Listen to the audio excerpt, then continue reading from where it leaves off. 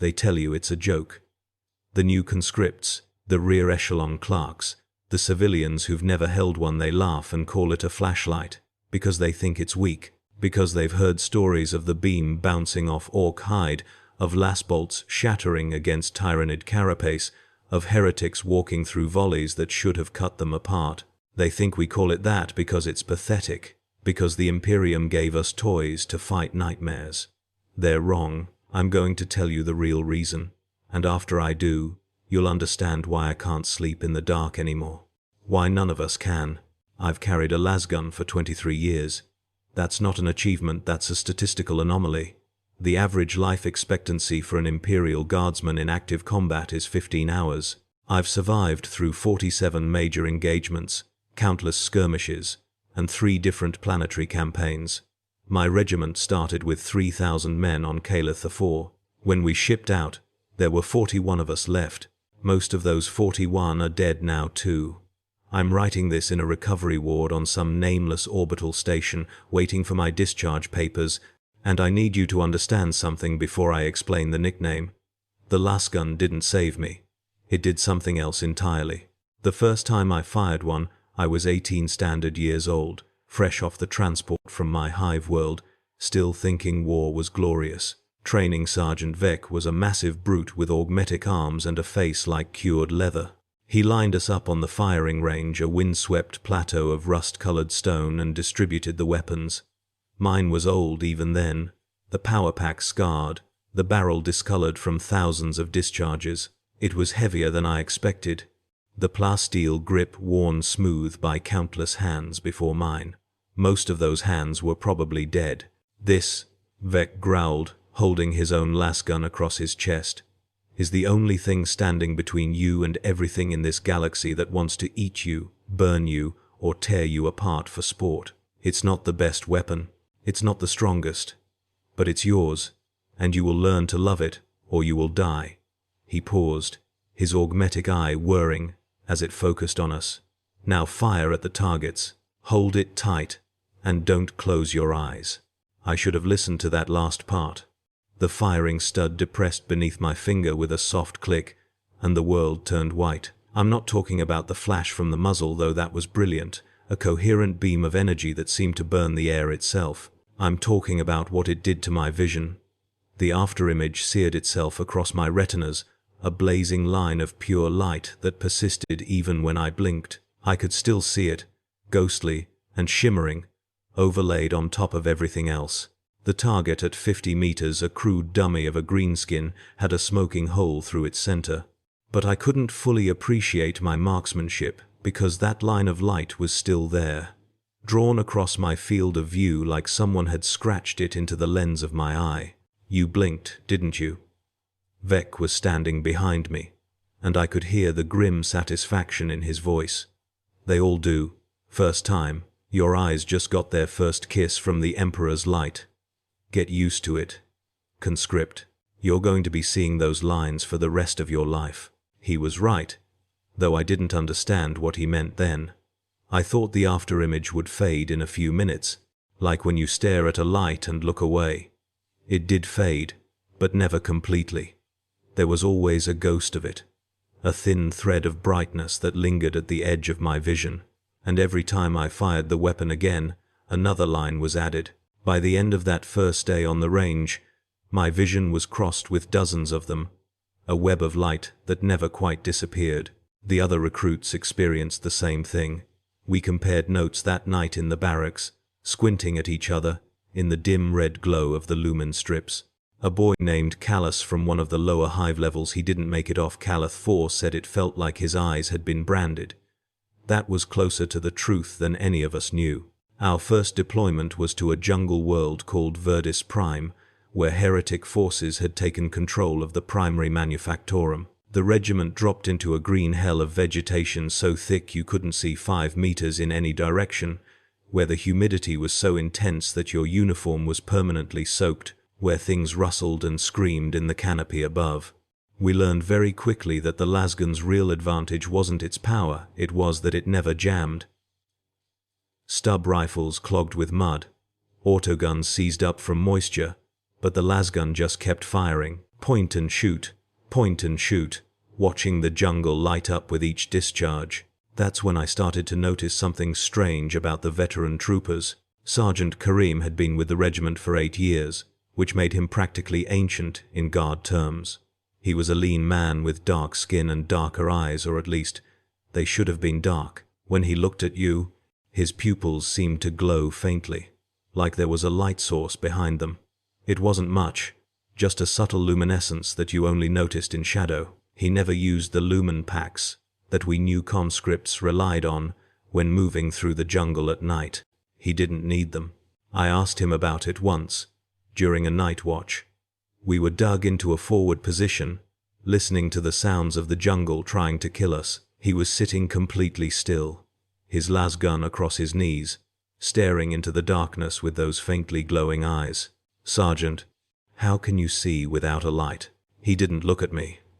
"I have light, trooper. More than I need. I don't understand." "You will." He finally turned to face me, and in the complete darkness of the jungle night, I could definitely see his pupils glowing. "Every time you fire your weapon, you're storing light. Your eyes are recording it, burning it into the tissue. After a few years, after a few thousand shots, you don't need external sources anymore. The light is already inside you." I thought he was joking, or maybe speaking metaphorically. I was wrong on both counts. The campaign on Verdis Prime lasted 11 months. We fought through that emperor-forsaken jungle, meter by meter, against cultists who had abandoned their humanity for the promises of the ruinous powers. They were better armed than us autoguns with proper scopes, solid-shot weapons that could punch through cover. But we had numbers, and we had the Lasgun's reliability. More importantly, we learned to use the flash itself as a weapon. In the darkness of the jungle, when the canopy blocked out even the light of the system's stars, a Lasgun discharge was as good as a flare. Fire once, and you'd illuminate everything within 10 meters for a fraction of a second, long enough to see where the enemy was, to adjust your aim. Fire again, and the jungle would strobe with light, each flash freezing the action like still images in a pict feed. The heretics couldn't adapt to it. Their eyes, human eyes, couldn't process the rapid transitions from absolute darkness to brilliant light and back again. They stumbled, they fired wild, they exposed themselves. We learned to fire in patterns. One trooper would discharge to illuminate, the rest would aim and fire at what the flash revealed. Then another would discharge to illuminate, and we'd adjust and fire again. It was like watching an ancient film where the images flicker and jump, except this film was full of people dying. My squad became very good at it. Callus, before he died, could fire his lasgun at an angle that would bounce the flash off the wet leaves and illuminate areas around corners.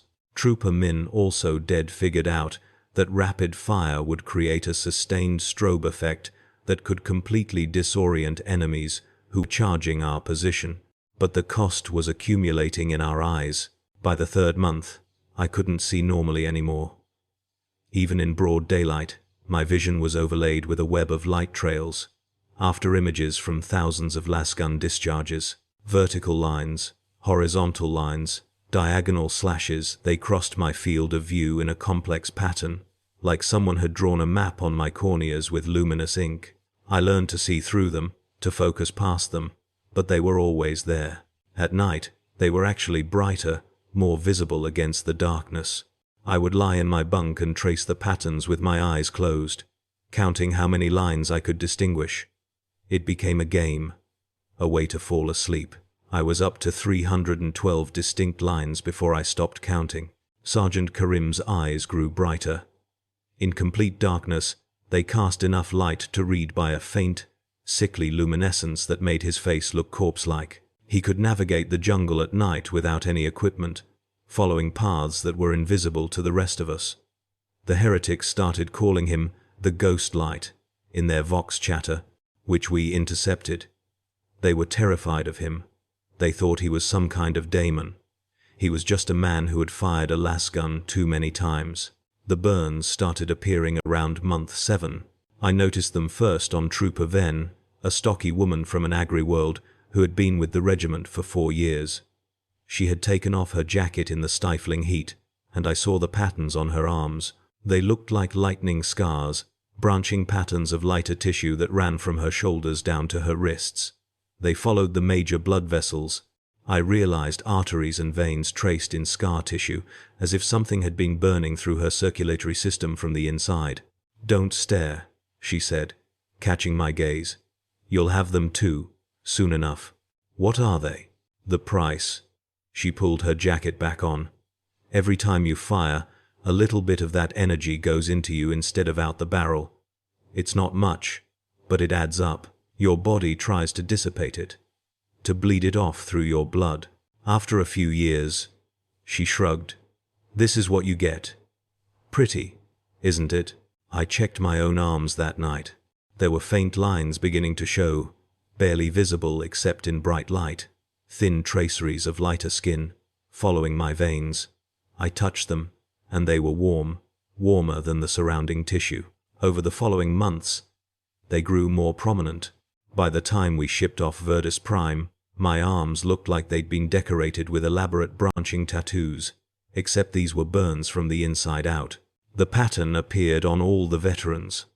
Sergeant Karim's scars were so extensive they covered his entire torso, wrapping around his ribs like the roots of a tree. Some of the patterns were beautiful in a terrible way, complex fractals of burned tissue that caught the light and seemed to glow faintly. We learned to wear long sleeves and high collars to hide them, not out of shame, but because the new recruits would ask questions we didn't want to answer. Because by then, we were beginning to understand. The Lasgun wasn't just a weapon we used, it was changing us, physically and fundamentally. The light was getting inside us, burning itself into our tissue, our nerves, our very cells. And the more we fought, the more we fired, the more we changed. Kylith 4 was where everything became clear. It was an ice world, perpetually dark, caught in the shadow of a massive gas giant that blocked out the system's sun for most of its orbit. The enemy was a Genestealer cult that had hollowed out the planet's primary hive city, turning it into a breeding ground for alien horrors. When we deployed into that frozen darkness, we realized immediately that this was going to be different. This was a war fought entirely in the dark, in tunnels and corridors where no natural light ever penetrated. The flashlight nickname took on a new meaning there, because in that absolute darkness, the Lasgun was the only light source we had. Every shot illuminated the tunnel around us for an instant, freezing the cultists and their Genestealer masters in snapshots of horror. Fire, see, aim, fire again. The darkness between shots was complete and total, a blackness so profound that it felt physical, like you could touch it. We learned to navigate by the after images in our eyes, using the ghost trails from previous shots to remember where walls and doorways were. Sergeant Karim didn't need to fire anymore. His eyes had grown so bright that they cast visible light in that absolute darkness. He could walk through the tunnels with his Lasgun slung, his eye shine illuminating the path ahead in a sickly glow. The cultists saw him coming, a figure wreathed in dim light, like a corpse candle walking, and they fled. The Genestealers didn't flee. They attacked, and Karim killed them with single shots, his light-burned eyes tracking their movements in the darkness with inhuman precision. I realized something in those tunnels, something that made my blood run cold even as I fired my weapon over and over, adding more light trails to my vision, more burn scars to my arms. The Lasgun wasn't poorly designed. It was perfectly designed for exactly what it did, not just killing the enemy, but marking the user, changing them. The Adeptus Mechanicus had created a weapon that would physically transform its wielders over time, burning light into them, making them into something that could fight in any darkness. Hook 3 Escalation. We found a section of the hive that had been converted into a shrine to the alien gods. The walls were covered in blasphemous symbols, and in the center was a clutch of Genestealer eggs, leathery sacs, pulsing with alien life. We should have called in an orbital strike, sealed the section, and moved on, but Sergeant Karim walked into that chamber, and his eyes flared so bright they cast actual shadows. The light from his pupils was almost painful to look at, harsh and clinical, and in that light I saw the eggs begin to crack and wither, the unborn creatures inside them writhing and dying. "Do you understand now?" Karim asked, not looking at me. He was staring at the eggs, his eye light burning into them. "We're not just soldiers.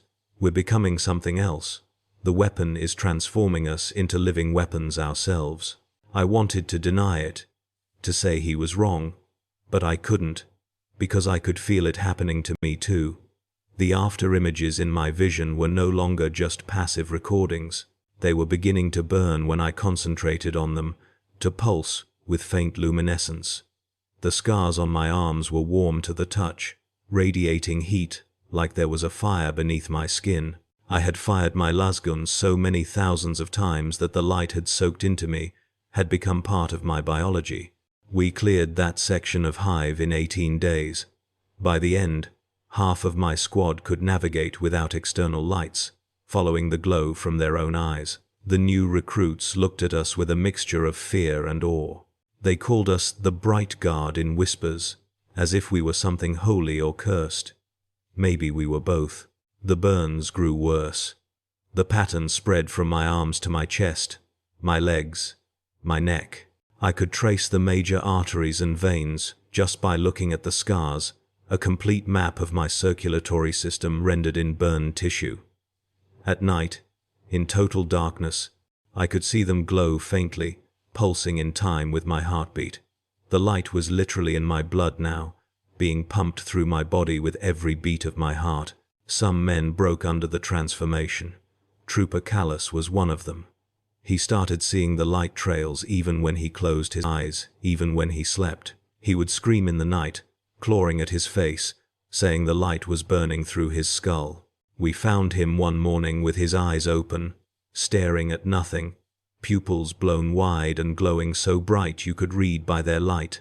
He was still alive, technically, still breathing, but everything that had been Callus was gone, burned away by the accumulated light inside him. We sent him to the rear with the other burnouts, the men whose transformation had gone too far, who had become nothing but vessels for the light we had poured into ourselves. The Departamento Militarum doesn't talk about them. They're listed as casualties, combat losses, because in a sense they are. They lost the war inside themselves, the battle between their humanity and the weapon they carried. But I saw the transport ships that collected them, saw them loaded into the holds in neat rows, still alive, still glowing. I don't know where they were taken. I don't want to know. Kaelith 4 ended with an orbital bombardment that turned the remaining Hive sections into molten slag. We evacuated to the transports and watched from orbit as lance strikes hammered the ice world, burning away the alien infestation and probably a few million remaining civilians. It's called Exterminatus Light in the Guard, not severe enough to warrant destroying the planet, but enough to sterilize several thousand square kilometers. We left 41 men aboard those transports. We had started with 3,000. During the journey to our next deployment, I spent time in the observation decks, staring out at the void. In the absolute darkness of space, my reflection in the plasteel showed someone I barely recognized. My eyes had developed their own glow, faint but unmistakable. The burn scars covered most of my exposed skin, complex patterns that seemed almost deliberate, like circuit patterns on a logic engine. I looked like a diagram, a technical schematic of a human being rendered in scar tissue and trapped light. Sergeant Karim found me there one night. His glow was strong enough now that he cast a visible aura, a soft luminescence that pushed back the darkness around him. He looked less human and more like an idea of a human, a figure sketched in light. "You're wondering why," he said. It wasn't a question. "I know why," I replied.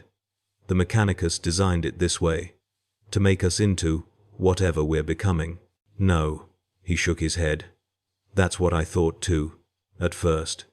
But I've been doing this for 8 years, and I've seen the schematics, read the technical manuals. The Lasgun wasn't designed by the Mechanicus. It's an STC design, a standard template construct from before the Age of Strife. Nobody alive knows how it really works, not completely. The tech priests just manufacture them according to the pattern. Then why does it do this to us? He turned to look at me, his eyes blazing. Because that's what it was designed to do, back when humanity actually understood what they were building. Think about it. What's the most common condition in guard combat? Darkness, underground hives, tunnel systems, starship corridors, night fighting, void combat. We fight in the dark more than in the light, so they created a weapon that would turn its users into living light sources. Slowly, over time, through extended use, the more you fight, the better adapted you become to fighting in the dark. It's not a bug, it's a feature. I understood then. The nickname, the real meaning of it. We called it a flashlight not because it was weak, but because that's literally what it was turning us into. Human flashlights. Living light sources that could operate in any darkness. The weapon was a conversion device, a tool for transforming standard humans into something more suitable for the endless wars we fought. What happens at the end? I asked. When the transformation is complete. Karim was silent for a long moment. I don't know. Maybe we burn out, like Callus. Maybe we become something else entirely. I've heard stories about guard regiments from hundreds of years ago. Whole companies of men who glowed so bright they didn't need any light at all, who could fight in absolute darkness and see clearly. The Departamento Militarum calls them myths. But I've seen the reports, buried in the archives. I think they're still out there, still fighting, so transformed by their weapons that they're not really human anymore. That conversation haunted me through our next deployment, and the one after that, and all the ones that followed.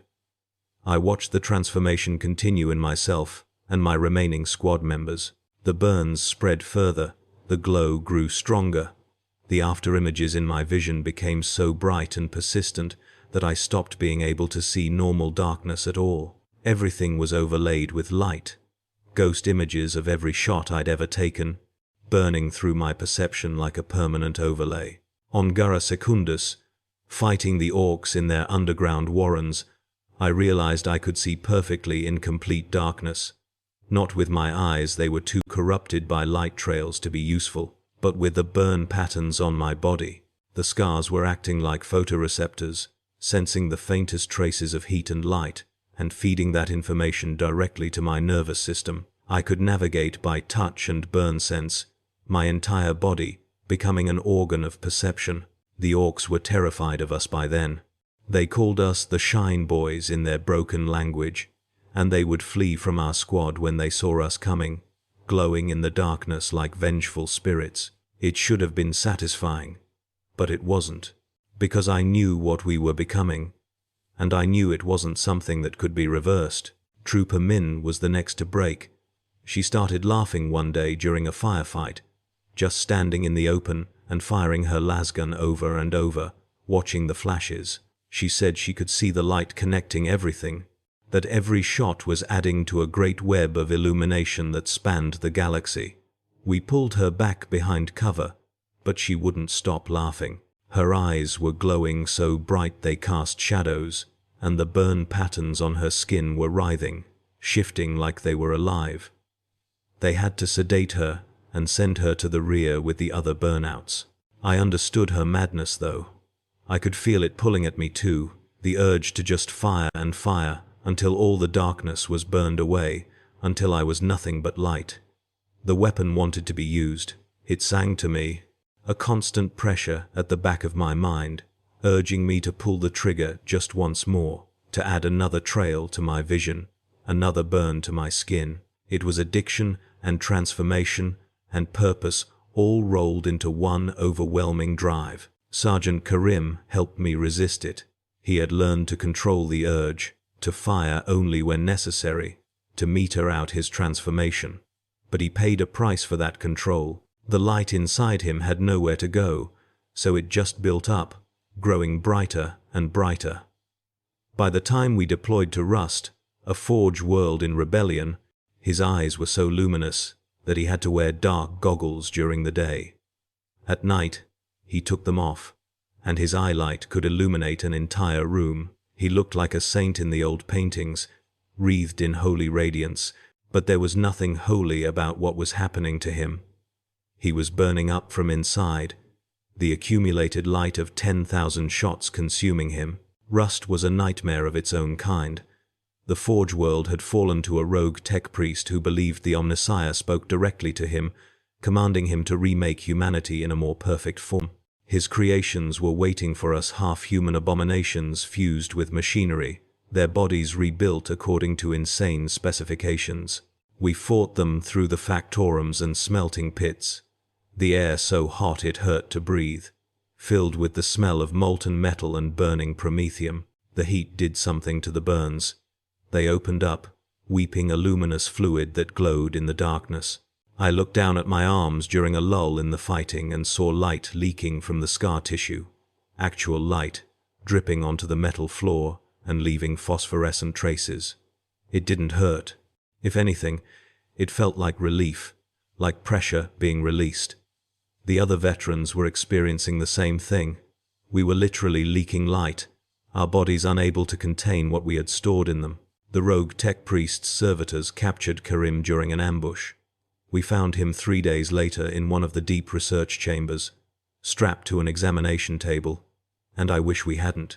The tech priest had been studying him, trying to understand his transformation. Karim's chest had been opened, not surgically but carefully, and I could see his organs glowing through the ribcage.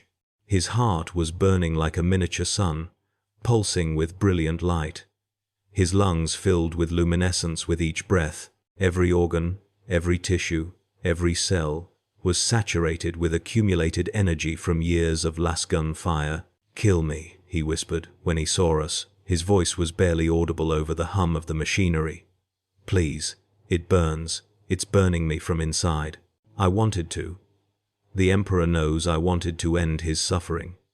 But the tech priest's notes were there, scattered around the table, and I made the mistake of reading them. They explained everything. The Lasgun was designed to do this. The transformation was intentional, engineered into the weapon at the quantum level. Every shot fired would infuse the user with trace amounts of energy that their body would absorb and store. Over time, over thousands of shots, that energy would accumulate and change them, converting them into living batteries of light. But there was more. The notes theorized that the transformation had a purpose beyond just night fighting adaptation. The energy stored in a fully transformed soldier could be released deliberately and catastrophically. The tech priest had been trying to prove it when we interrupted him. He had been trying to make Karim detonate. We didn't kill Karim. We couldn't. Because, as we stood there, debating what to do, his body reached critical mass. The light inside him had built up beyond what his flesh could contain. He simply burned, not with fire, but with pure radiant energy. For 3 seconds, he shone brighter than the forge furnaces, bright enough to leave permanent after-images in our eyes, bright enough to burn shadows into the walls. Then he was gone, converted entirely to light and heat, leaving nothing behind but a vaguely human-shaped scorch mark on the examination table. The tech priest's notes explained that too. In extremis, a transformed soldier becomes a weapon themselves, a suicide bomb of light and heat, capable of clearing a room or collapsing a tunnel, the ultimate expendable weapon, a man who has been turned into ammunition through years of faithful service. We're not just soldiers carrying flashlights, we are the flashlights, burning ourselves out to illuminate the darkness for the Imperium. I burned those notes. I burned the entire laboratory, but I couldn't burn the knowledge out of my mind. The regiment, what was left of it, was pulled off Rust and sent to a garrison world for rest and retraining. That's Departamento Militarum code for "we're replacing your casualties and sending you back." Out. I was promoted to sergeant, given a new squad of fresh recruits to train. I looked at their clean skin, their clear eyes, their new lasguns, and I wanted to warn them. I wanted to tell them what they were getting into, what they would become. But I didn't, because the Imperium needs soldiers, and soldiers need weapons, And the Lasgun does exactly what it was designed to do. It kills the enemy, and it transforms the user. And in the Emperor's calculus, both outcomes serve the greater purpose. Who am I to argue with 10,000 years of military doctrine? I trained them the way Sergeant Vec trained me. I taught them to embrace the flash, to use the afterimages, to fire until the darkness was full of light trails. I watched their eyes change, saw the first faint lines of scars appear on their arms. Some of them asked me about my burns, about the glow in my eyes. I told them it was the mark of experience, the badge of survival. I didn't tell them it was the mark of transformation, the sign that they were being converted into something other than human. My discharge came after my eyes stopped working entirely. Not because they were damaged, they were too changed. The light trails had multiplied until they were all I could see, a blazing network of lines that obliterated normal vision, but I could still see, after a fashion.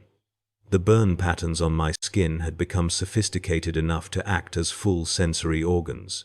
I could perceive heat, light, motion, all through the scars. I didn't have eyes anymore. Not really. I had become a living sensor array, my entire body converted into an organ of perception. The Departamento Militarum invalided me out not because I was useless, but because I was too useful. They were afraid of what I'd become. Afraid I'd reach critical mass like Karim and detonate in some populated area. So they put me on this orbital station, in this recovery ward, with all the other burnouts who survived their transformation. We're all here, dozens of us, glowing in the darkness like beacons. The Medicae staff wear dark goggles when they check on us. They're terrified, even though they try to hide it. I met a man here named Corvus who had been a guard sergeant for 30 years. 30 years of carrying a lasgun, of firing it in every kind of darkness imaginable. He doesn't look human anymore. His skin is entirely scar tissue, branching patterns that cover every centimeter of his body. His eyes are gone, burned away, and replaced by pure light that shines from the sockets like lumen beams. He can't turn it off. He just shines, constantly, a living testament to what the Lasgun does to its users over time. "Do you know why they discharge us?" he asked me one night. We were sitting in the common area, a dozen burnouts casting enough light to read by. "It's not because we're broken. It's because we're finished. We're complete." Complete? The transformation. We've reached the end state, the final form that the weapon was designed to create. We're too valuable to waste in normal combat now. We're being saved for something else. What? He smiled, and light leaked from between his teeth. They're sending us to the dark places, the places where even augurs and auspex can't penetrate, the hulks floating in the void, the deep hive tunnels that have been sealed for millennia, the demon-haunted stations at the edge of explored space, places where the darkness is so absolute that normal humans can't function, but we can. We're living light sources now. We can go into the deepest darkness and still see, still fight. We're being turned into a special forces unit without even knowing it. I didn't believe him at first. But then the orders came through. Not discharge papers, deployment orders. They're sending us to a space hulk that emerged from the warp near the galactic rim. Something's alive inside it, something that killed every augur team they sent in. The hulk is too massive to destroy, too potentially valuable to ignore, and too dark inside for normal humans to navigate.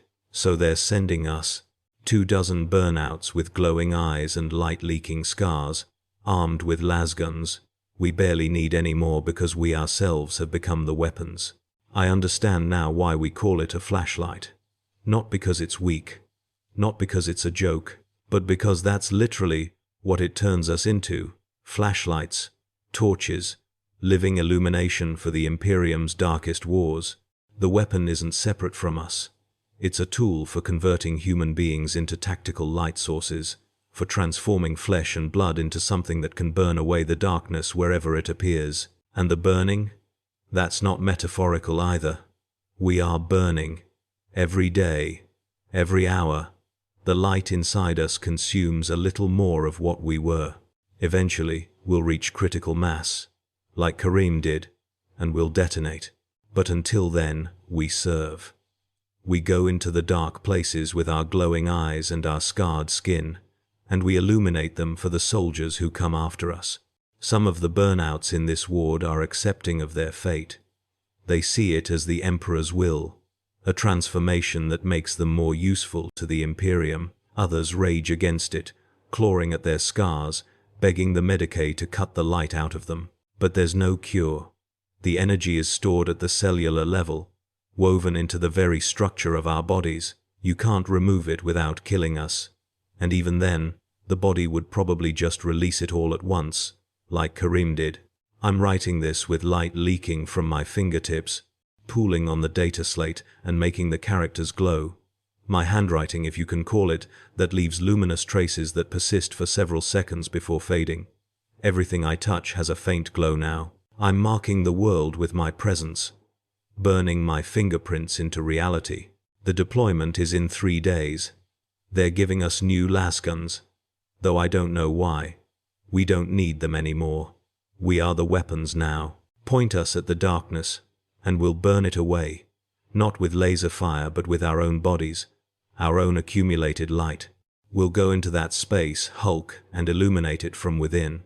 And when we reach critical mass, when the burning becomes too much, we'll detonate and clear rooms more effectively than any melta charge. This is what the Lasgun was designed to do. Not to kill enemies, though it does that adequately, but to convert soldiers, over years of service, into expendable light sources that can be deployed in situations where normal humans would be helpless. It's efficient, it's economical. It uses the soldiers themselves as the ammunition, burning through their lives and converting them into tactical assets. The Imperium wastes nothing, not even the men who serve it faithfully. I think about Sergeant Vec sometimes, wonder if he knew. When he told us to love our lasguns or die, did he understand that loving the weapon meant becoming it, that every shot would burn us a little more, transform us a little further, until we weren't human anymore but living flashlights for the Imperium's endless wars? Probably. The veterans always know. They just don't tell the new recruits because what would be the point? Everyone who survives long enough goes through the same transformation. Better to let them discover it gradually, shot by shot, burn by burn, until one day they look in a mirror and see light shining from their eyes. The other burnouts are gathering now. I can feel them through the walls. Their light resonates with mine, a sympathetic vibration that tells me they're close. We're forming up, preparing for deployment, moving together like we're already a unit. Maybe we are. Maybe the light connects us somehow, makes us into something more than individual soldiers. A luminous organism, a compound being made of human flesh and stored energy. Trooper Corvus is standing at the viewport, staring out at the void. His light is so bright now it's painful to be near him. He's close to critical mass, maybe hours away. But he's smiling. "Do you feel it?" he asks. "The purpose?" "I do feel it. The burning that used to be painful has become something else. Not comfortable, but right. Like this is what I was always meant to become, what every step of my life was leading toward. The Lasgun didn't ruin me, it perfected me. It took an ordinary human and transformed him into something that could serve the Imperium in ways a normal man never could. The Medicae staff is evacuating the non-burnout patients. They know what's coming. We're too bright now, too unstable. Soon we'll board the transport that will take us to the Hulk, and then we'll go into that absolute darkness and fill it with light. Our light, the light we've been storing for years, shot by shot, burn by burn. This is why they call it a flashlight. Not because it's weak, because it turns us into light itself. Because the weapon's true purpose was never just to kill the enemy, it was to kindle a fire in the user, a slow-burning transformation that would convert flesh into illumination, humans into tools for burning away the darkness. And we do burn. We burn so bright. I'm writing these final words with fingers that are almost entirely luminous, leaving trails of light across the data slate. My eyes are gone, replaced by pure radiance. My heart is a furnace. Every cell in my body is saturated with stored energy from 23 years of squeezing a trigger, 23 years of watching the flash, 23 years of becoming something other than human. The transport is here. I can hear its engines through the station's hull, feel the vibration in my burning bones. Time to board. Time to deploy into the darkness and do what we were made for. They'll give us Lasguns when we board, but I'm leaving mine behind. I don't need it anymore. I am the Lasgun now. Point me at the enemy, and I'll shine until there's nothing left but light and ash and burn patterns on the walls. This is what you don't understand when you call it a flashlight as a joke. You don't understand that you're exactly right. That's what it is, what it was always designed to be. A tool for converting soldiers into living light sources. A weapon that uses humans as ammunition, burning through them slowly, shot by shot, until they themselves become the weapon. I asked at the beginning if you wanted to know why we call it that. Now you know. The Lasgun is called a flashlight because that's what it turns us into. And the burning? The burning never stops.